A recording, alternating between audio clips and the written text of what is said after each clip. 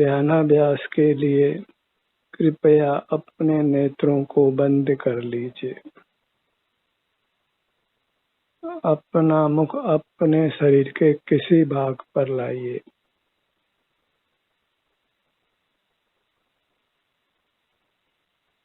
आपको वह सुख मिलेगा जो बाहर संसार में कहीं नहीं है। वास्तव में ये परमात्मा बनने का मार्ग है। यदि कोई दृढ़ संकल्प करे परमात्मा होने का, तो परमात्मा होने से सुगम कार्य दूसरा कोई नहीं है। जीव अल्पकाल में ही परमात्मा बन सकता है,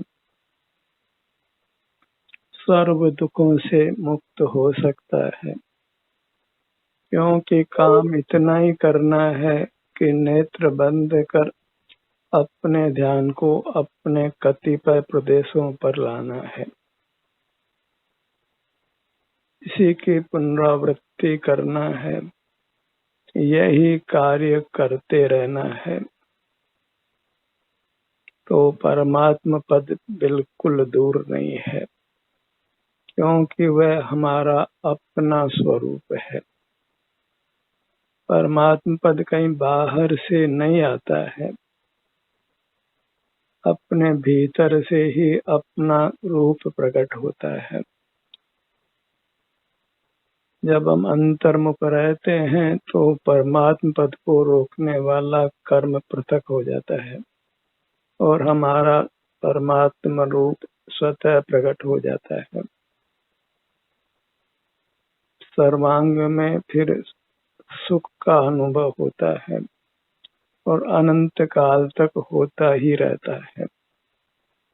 उसमें क्षण भर को भी अंतराल नहीं होता, कोई विघ्न नहीं आता, अणु मात्र भी फिर अनंत काल तक दुख नहीं होता।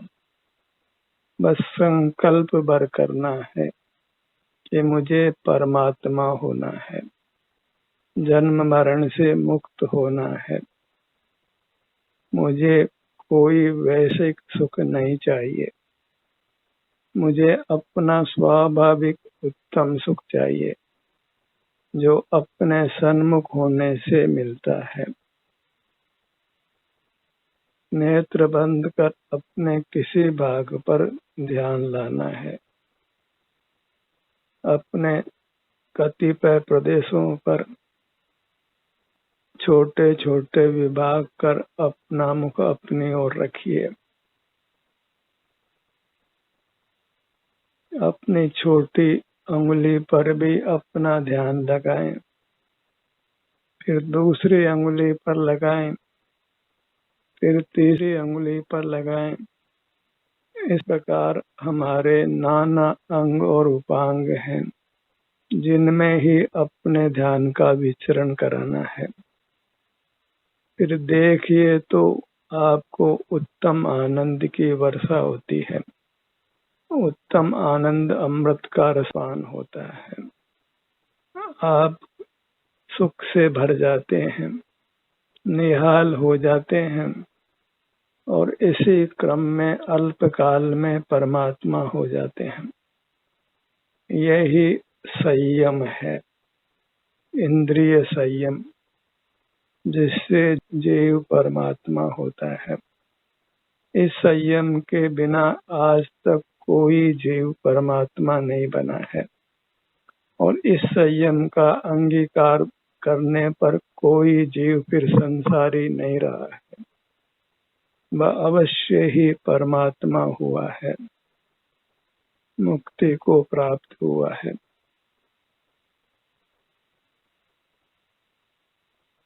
अपना ही आश्रय करना है, किसी की सहाय भी नहीं चाहिए, कुछ पढ़ाई लिखाई सुनाई का भी काम नहीं है, किसी का संग करने की आवश्यकता भी नहीं है, कहीं वन उपवन में भी नहीं जाना है।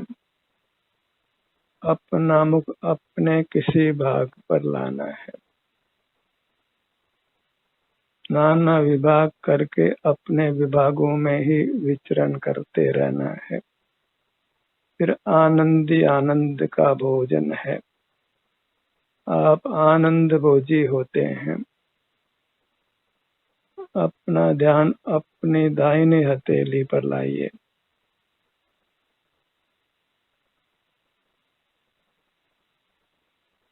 हर भाग पर आप ठहरेंगे, पुनः पुनः उसी भाग पर आएंगे तो जीवन में रस घुलता जाएगा और वह आनंद रस बढ़ता जाएगा। छोटी अंगुली को लक्ष्य में लीजिए।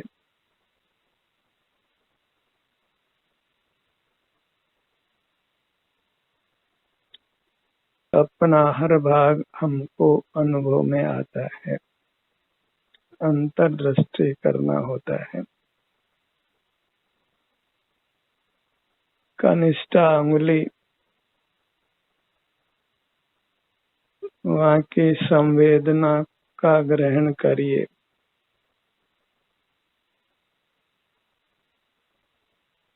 ये संवेदना ही निर्दोष है, वीतराग है, निष्कषाय है, शिव स्वरूप है।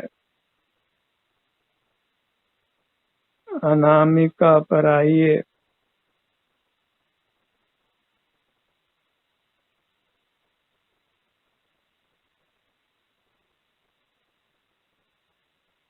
जब आप अपने किसी भाग पर ठहरते हैं तो वहाँ फिर स्पष्ट संवेदना मिलने लगती है, और नहीं भी मिले तो भी हमको अपने विभिन्न भागों के सन्मुख रहना है, जगत के सन्मुख नहीं रहना है।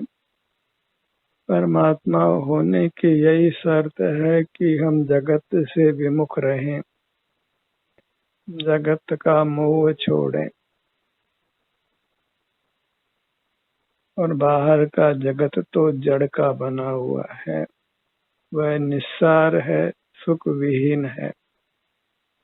भौतिक जगत का विश्वास छोड़िए, उसी से हम ठगाए गए हैं और कब तक ठगाना है। अपने चेतन जगत जो अपनी अमूर्त काया है उसे ही युक्त रहना है। और जब परमात्मा होने का संकल्प ले लेते हैं तो अपने अंगों में विचरण करने में हमको सुख ही लगता है। अनामिका अपने सन्मुख बने रहने का सुख भोग कर देखिए, फिर आप कभी भी उस सुख को छोड़ना नहीं चाहेंगे। उसका विरह आपको इष्ट नहीं होगा और इसमें सहज ही उत्तम स्वास्थ्य मिलता है। आप निराकुल रहते हैं, सुखानुभूति होती है। मध्यमा अंगुली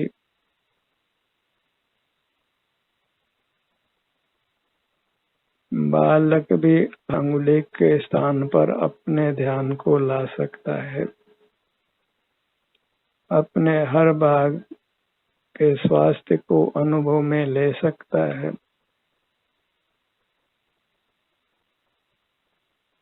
इससे सुगम कार्य लोक में दूसरा कोई नहीं है, इससे सुखद कार्य दूसरा लोक में कोई नहीं है। मध्यमा अंगुली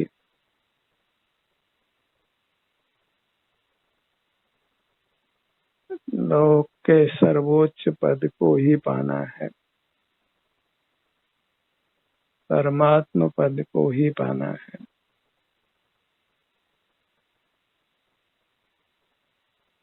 मध्यमा अंगुली एक ही भाग पर पुनः पुनः आइए, पुनरावृत्ति से सुख ही बढ़ता है। संवेदन की स्पष्टता भी होती है।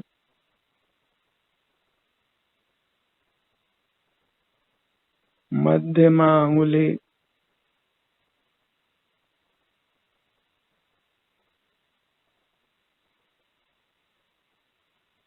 मुझे सुख हुआ कि नहीं हुआ ये किसी से पूछने नहीं जाना पड़ता है, क्योंकि आप स्वयं ही सुख का, शांति का अनुभव करता है।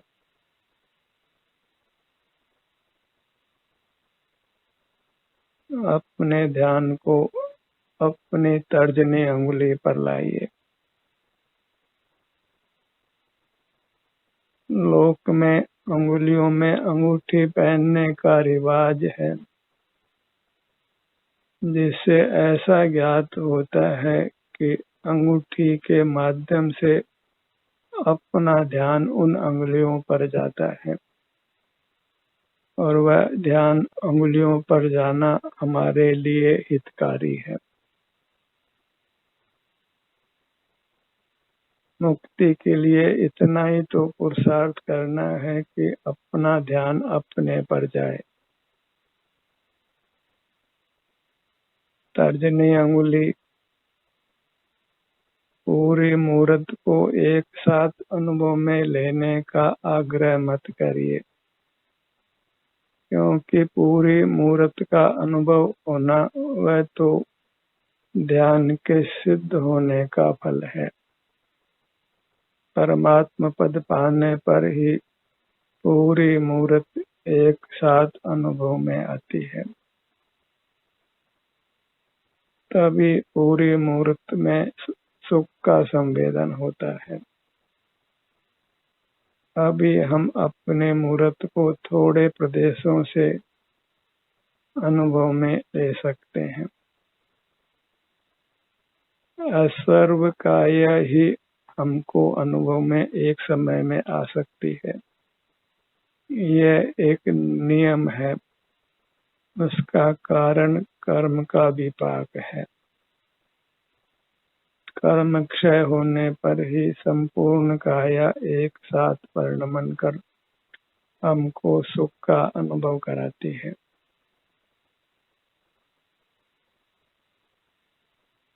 अंगूठा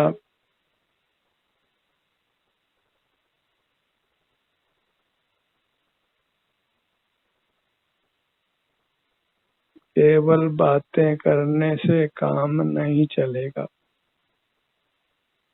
अपना मुख अपनी ओर कर अपने ही विभागों पर अपना ध्यान लाने से ही मोक्ष मार्ग बनता है, और इसमें शब्दों का, अंकों का, धन परिजन का कोई काम नहीं है। पांचों अंगुलियां पुनः कनिष्ठा,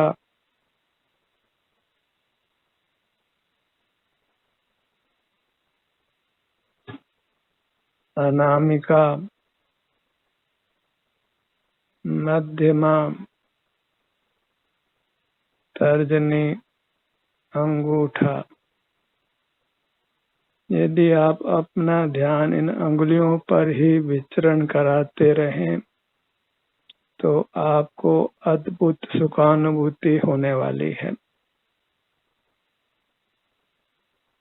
यह विश्वास भी होने वाला है कि यह अभ्यास में करता रहूं तो अवश्य ही परमात्मा हो जाऊंगा। कुछ भी शंका नहीं रहेगी।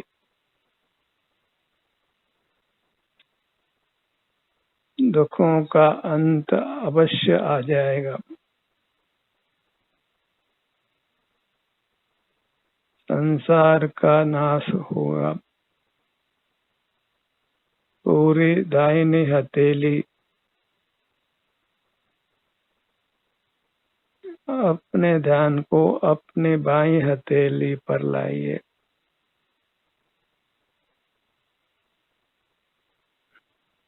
जब आप परमात्मा होने का संकल्प कर लेते हैं और अपना ध्यान अपने कतिपय प्रदेशों पर लाने से ही हम परमात्मा होने वाले हैं, तो फिर अपने ध्यान को अपने कतिपय प्रदेशों पर लाने में हमको खुशी का ही अनुभव होता है। छोटी अंगुली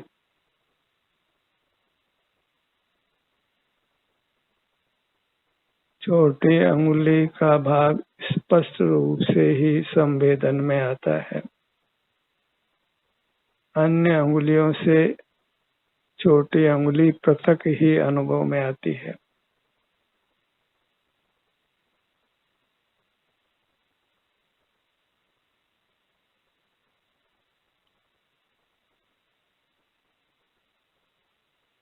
अनामिका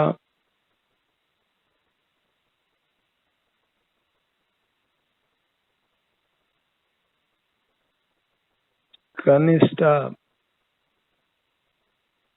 अनामिका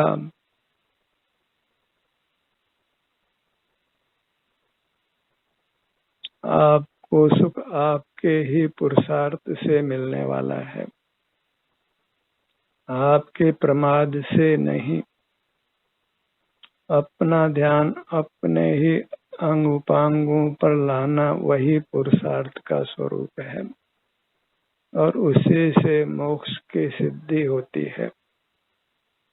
बस पुनरावृत्ति करते रहना है, फिर अपने ध्यान को अपने अंगों पर ही लाना है। छोटी अंगुली बाएं हाथ की छोटी अंगुली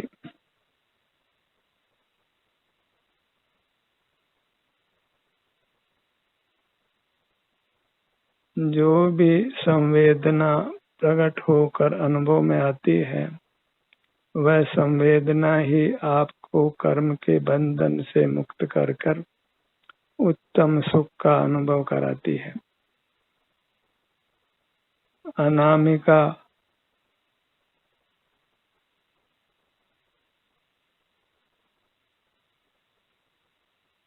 मध्यमा मध्यमा मध्यमा मध्यमा मध्यमा मध्यमा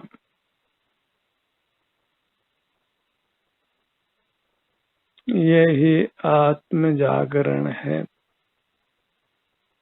सेल्फ कॉन्शसनेस है, बॉडी कॉन्शसनेस है और इसी से हमारा शरीर अत्यंत स्वस्थ और सुखद होता है। किंचित भी परावलंबन नहीं है, कुछ धोखा भी नहीं है। नाना बार हमने पर से धोखा खाया है।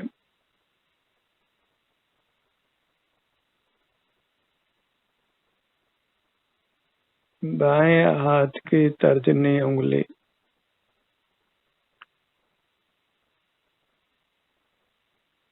तर्जनी अंगुली तर्जनी अंगुली अंगूठा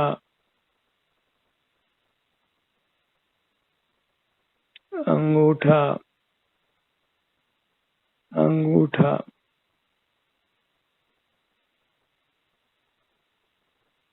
पांचों अंगुलियों का अग्रभाग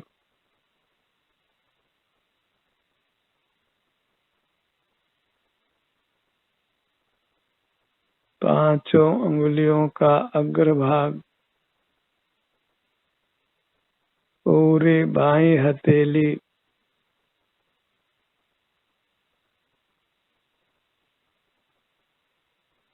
पूरी बाईं हथेली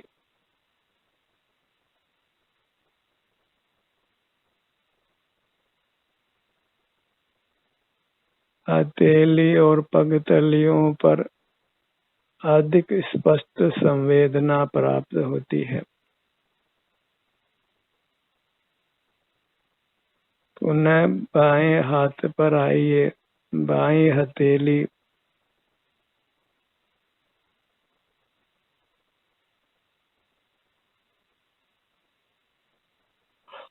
बाएं हथेली कुछ विकल्प मत करिए, बस अपने सन्मुख होने से होने वाली अद्भुत सुख शांति को भोगिए।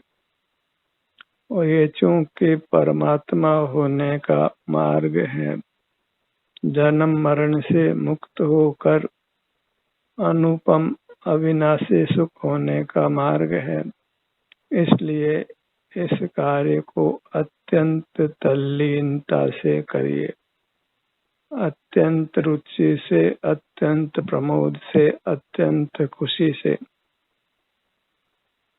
यही आपकी खुशी है कि आप अपने सन्मुख रह रहे हैं। दाएं हाथ की छोटी अंगुली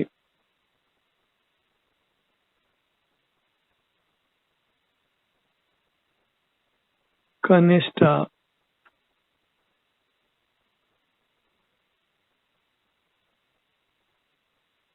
कनिष्ठा पुनरावृत्ति गुण है।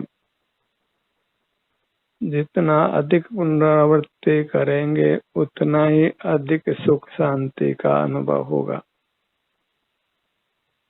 क्योंकि उससे उतने अधिक स्पष्ट संवेदना आपको अनुभव में आएगी।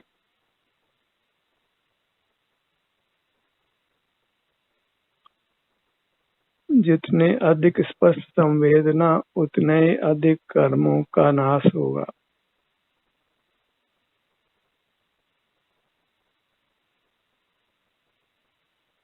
अनामिका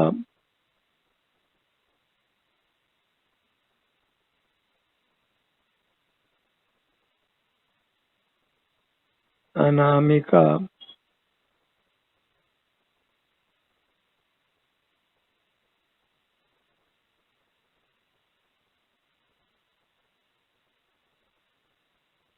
अनामिका अंगुली पर विशेष ध्यान जोड़िए।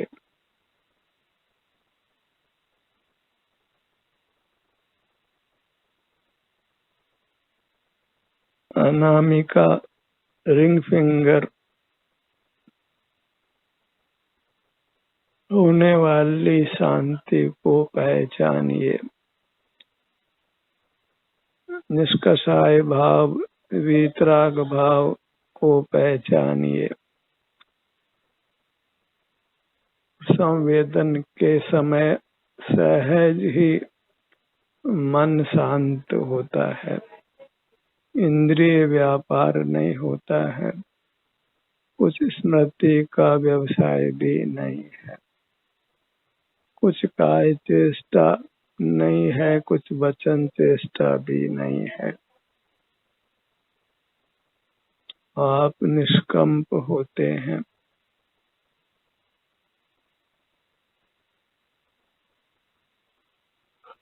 मध्यमा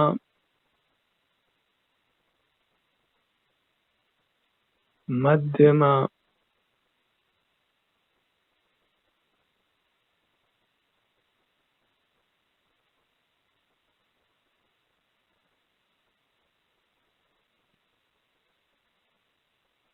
परावलंबन सर्व ही है। हमें सर्व ही परावलंबन से मुक्त होना है, पूर्ण स्वावलंबी होना है। पूर्ण स्वावलंबी होना ही परमात्म दशा है। उसी के फल में परमानंद का अनुभव होता है। तर्जनी अंगुली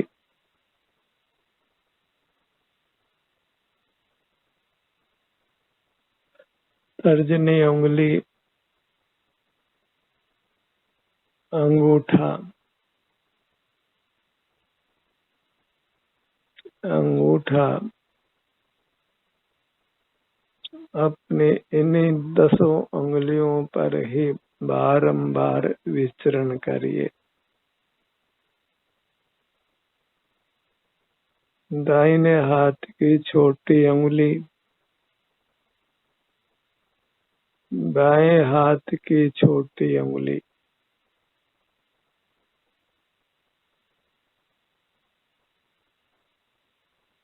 दाएं हाथ की अनामिका,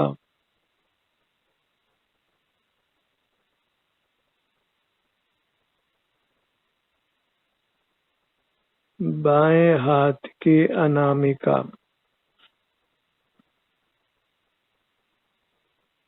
दाएं हाथ की मध्यमा उंगली,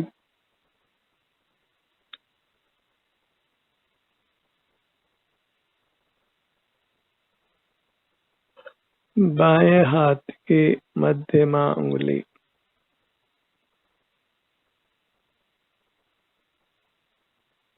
सारे जगत का विस्मरण करना है।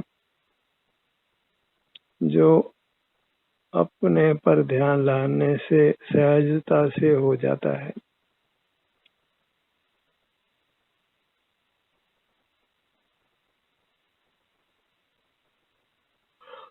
मध्यमा उंगली,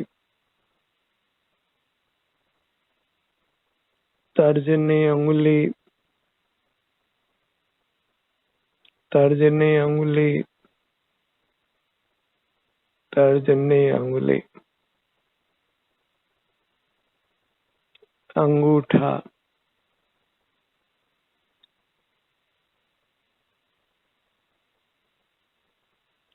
दसों उंगलियां,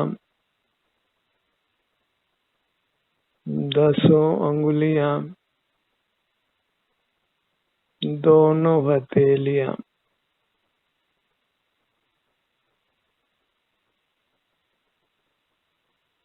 अपना मुख अपनी ओर नहीं करना ही मोह की दशा है। मनुष्य जन्म वृथा हो जाता है और दुर्गतियों में भी गमन हो सकता है।